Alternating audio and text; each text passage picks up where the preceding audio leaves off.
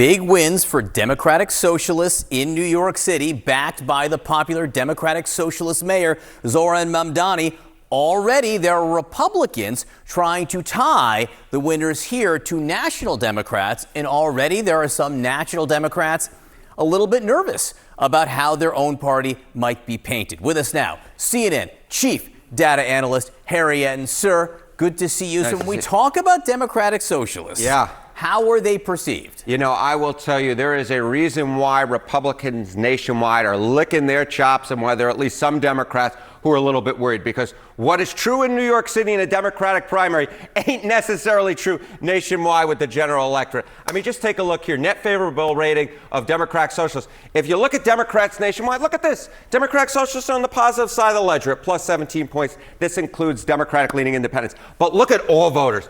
A completely different world. 27 points underwater Democratic Socialists of America are in the net favorable rating. So what are we talking about? A 44-point difference here in the wrong direction when we come to Democratic Socialists of America, jumping from being pretty popular among Democrats to being not popular at all among all voters. What about just the word socialist or socialism? How's that doing? Yeah, okay. So, you know, one of the trends that we have seen is among Democrats, socialism has become more popular over the last decade and a half.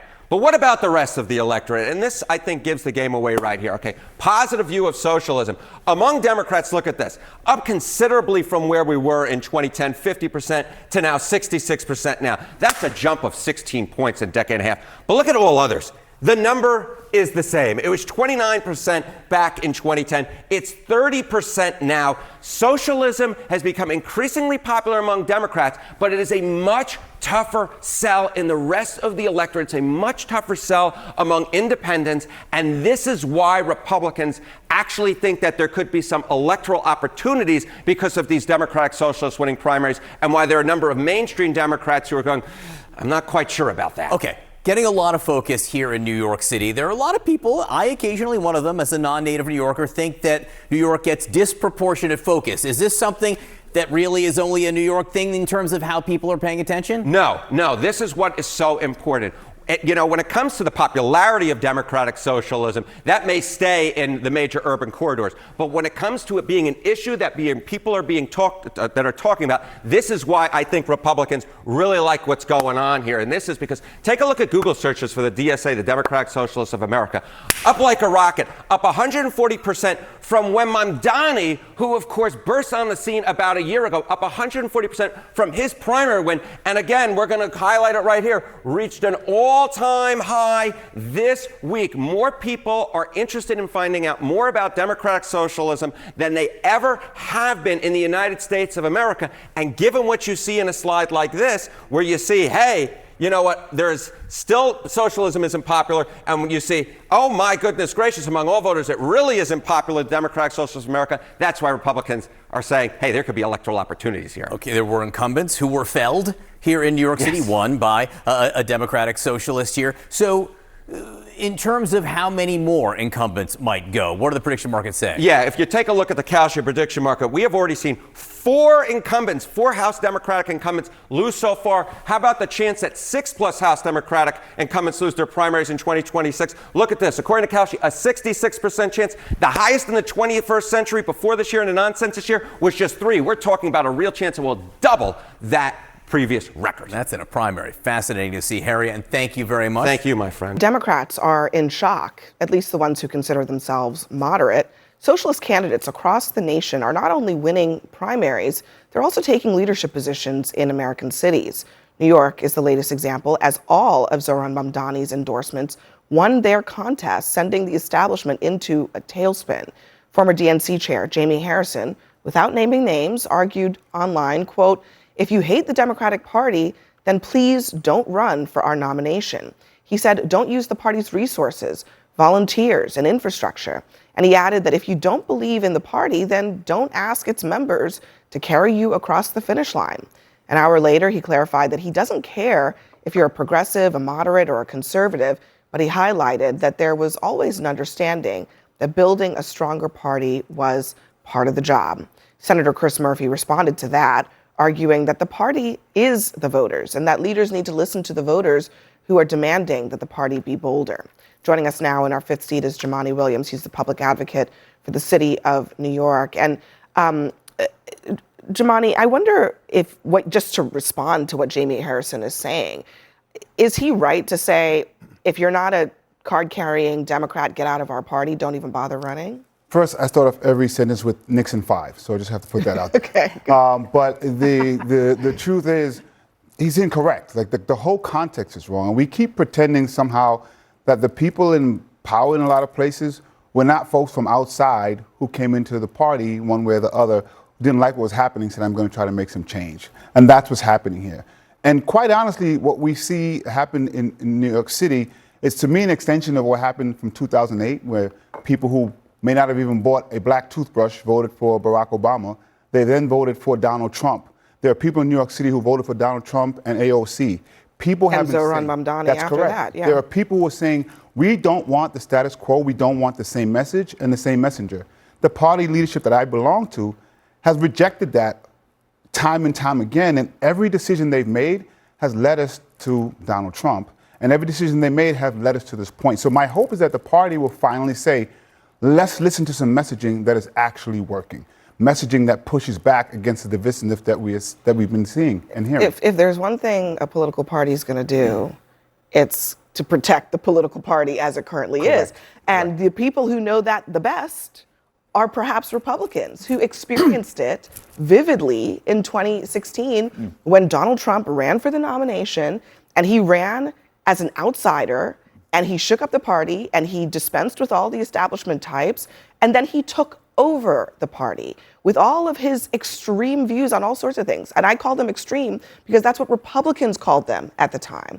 So, I mean, this is actually, in some ways, kind of a Trump playbook.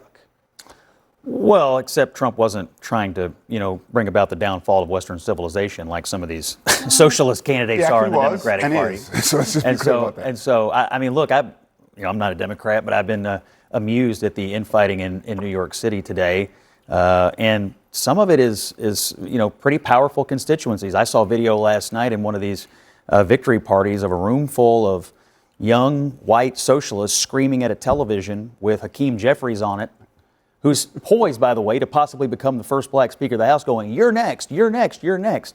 Not a great look for the party. I saw that Mamdani went after the head of the Hispanic caucus as well. I see Tish James is even mad at Mamdani. So there's a lot of splits. All of a sudden, Republicans are so into identity politics. I'm shocked. I would say this. I am shocked. A few things here. First, a lot of times in campaigns, we see politicians endorse other candidates, endorse politicians, and that's all they do, right? You get a press release that says so and so just endorsed me. No, this. I would say, Mamdani and his team, which have figured out the formula in New York City, not only endorsed, they campaigned with these candidates. His team was working with these candidates, the team that was so effective in working on social media and getting voters out. Also, let's remember that it was, I think, something like 5% of eligible voters that showed up to vote in yesterday's primary. So very few votes made a very big difference. I was on the ground speaking to voters. So let me say, it is usually a very few amount of people who make the decision anyway. So the pretending like that is a party primary. That's correct. That's but I want to be clear. On the ground, what people cared about is affordability. What people cared about was feeling safe and what that means in their community. What people cared about was healthcare. So the construct is incorrect, because I think people care about that across the country, definitely in New York City. What the Republican Party has been able to do is say that you don't feel safe, you don't feel like you can afford to pay here because of people you may not like, whether it is trans, whether it is immigrants. What Mamdani and others, by the way, there's always been an issue with class and race when it comes to the left, and we have to address that. But what they have been able to do is that the reason that you can't live in New York City is because of an exploitive economic system. And that economic system is what needs to change. But can I ask you, I thought, to me, Nydia Velázquez is a progressive. Yeah. She is, she's most definitely, and she was in Congress for 34 and a half years. Correct. She endorsed somebody to replace her, and that's who Mamdani beat yesterday. Mamdani's candidate beat yesterday. To me, Adriano Espaillat the first Dominican to be elected So, to Congress, Nydia's was an legacy undocumented immigrant also. should have I been don't see more- them as moderate. Nydia's legacy should have been more respected. Let's just be clear about that. And she was the first. but I She was the also first wanna be member of clear- the New York Congressional Caucus to endorse what the Mamdani. Republicans have actually has been good at is making these labels, even though people don't know what they are. And so what I do know is there's a lot of agreement about what people feel and want to be able to afford where they live and want to feel safe and want health care. When we decide these labels, the biggest thing to me about yesterday and the way the direction we have been going is who is going to use their political capital to push past the normal ways of doing business in politics. And that is what voters are saying. I want the person now who is going to push past, I guess the best way to put it may be respectability politics, which we do need, but push past that. So when I get a phone call from a leader of a legislature, or I get a phone call from the executive, I'm going to push past that and say, this is what my constituents. Over the past 8 months, all of you in this room know how much the Democratic machine has tried to count us out. How at every turn they've underestimated us. And in the words of Shirley Chisholm, even if the establishment machine has done everything in its power to keep our community from having a seat at the table, well, I have some bad news for them. We brought folding chairs.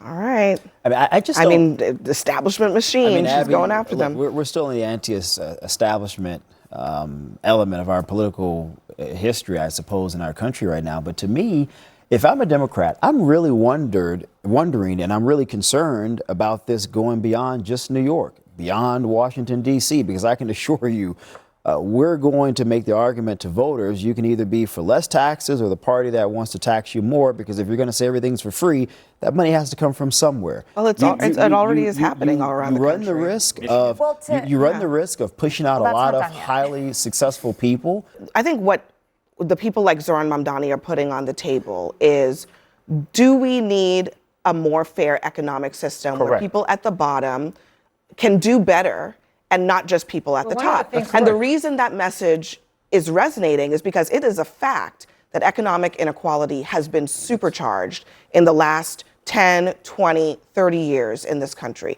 So that is a fact that's irrespective of where you are in this country. And I think that's why there is a real question of, it's not about, are you going to run socialists everywhere, but is the anger against the establishment, the anger against an economic system that is leaving people worried about what they put in their gas tank and how much money they have for it, is that anger going to fuel candidates that speak to it versus the candidates who just want to maintain the status quo?